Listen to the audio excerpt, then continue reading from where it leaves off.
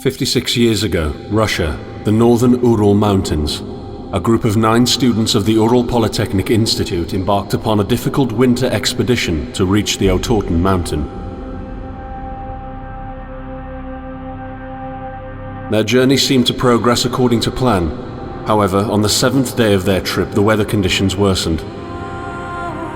They lost their orientation and were forced to set up a camp on the slope of the mountain called Kholat Siakal. It was their last stop. 3 weeks later in Yekaterinburg, when their families received no word of their success, the first rescue expeditions were sent.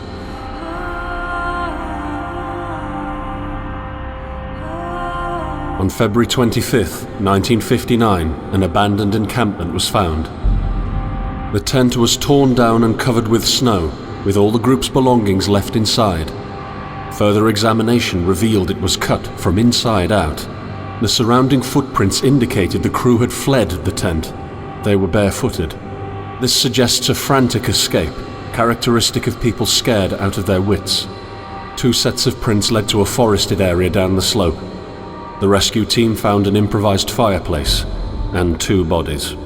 They were lying in but their underwear, with cuts and scratches to their limbs, suggesting they had tried to climb the tree in panic. What could terrify them so much? The next 3 bodies were found scattered a few hundred meters from the first discovery. One of them had suffered a fractured skull, this despite no evidence of a struggle. It took the spring thaw 2 months later to enable the rescue team to find the rest of the victims. The last 4 skiers were found buried in a thick layer of ice and snow. Their autopsies led to even more bizarre findings. All of the bodies had severe internal injuries caused by an undetermined force, similar to that of a serious car accident. No external damage nor bruises were visible, besides a tongue ripped from one victim's mouth and a strange orange skin color. Much speculation arose from these puzzling events. Such theories included attack from the local tribesmen, from an avalanche, or animals. Each theory, however, only served to create more questions. The truth behind this tragic course of events remains unexplained to this day. What really happened? Maybe the answer still waits to be discovered, deep under the snow.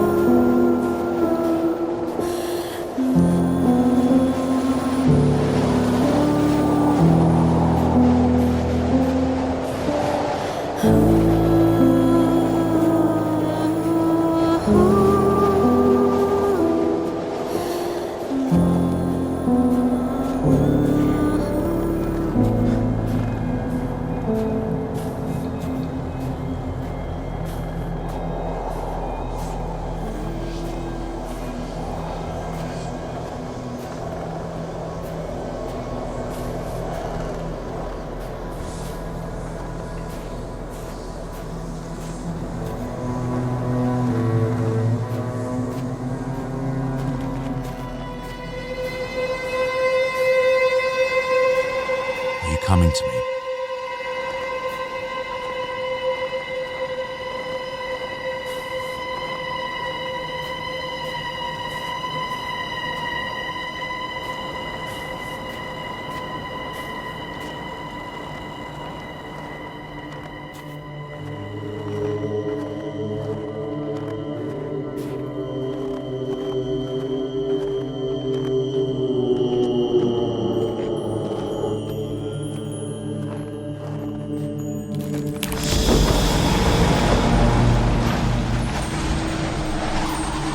In the end, the only thing I saw was a flash, an insufferable burning light, the pain ripping apart my body.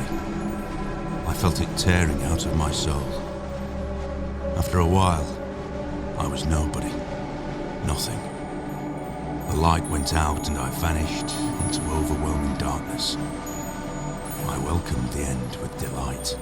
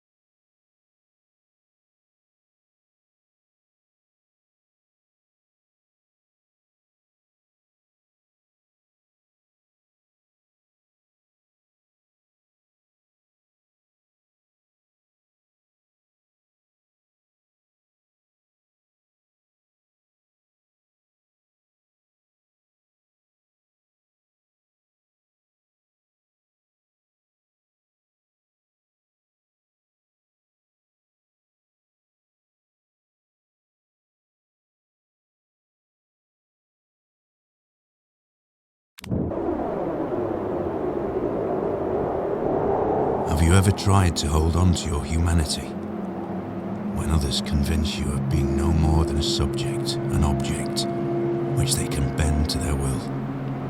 When they told you that you were a monster that deserved punishment?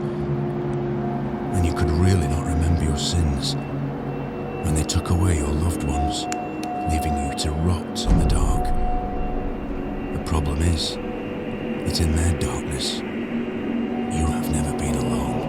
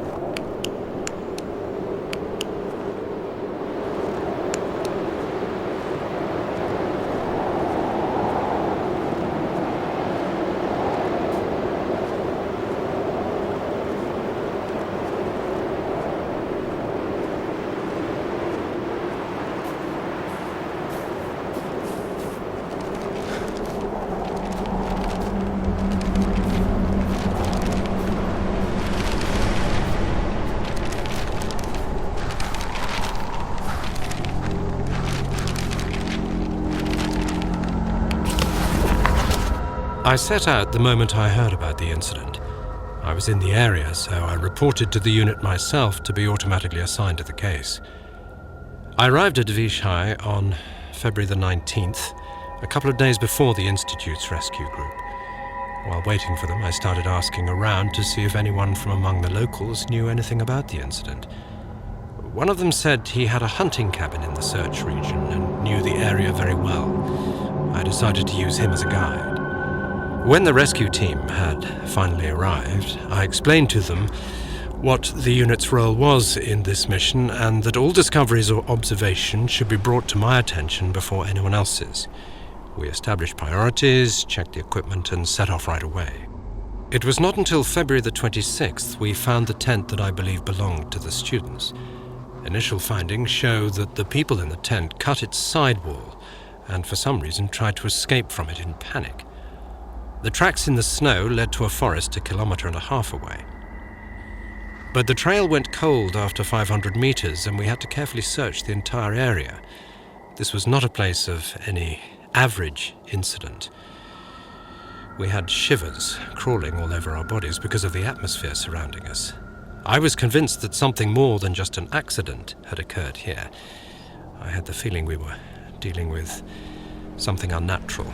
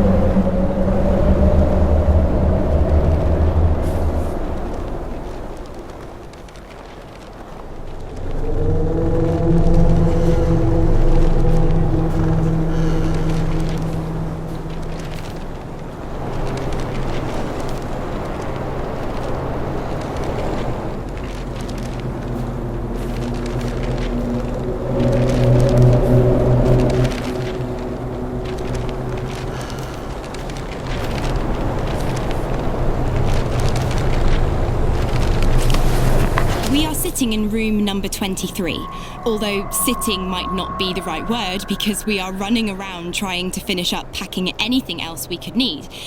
Food cans, tools, essentially whatever we get our hands on. We want to be sure that we took everything we could possibly need. We're running out of time. Damn it, where did I put my belt? I'm sure we forgot about something. We're almost ready. We lost the knife. We're counting the money. We're leaving the room in a complete mess. So, we made it to the train station. We're singing all the songs we know and making up new ones as well. Everyone is so excited. Finally, at around 3 a.m, we go to bed. I wonder, what is awaiting us when we get there? What will we see? How far will we make it? I hear the rest of the group breathing peacefully, and it's snowing outside.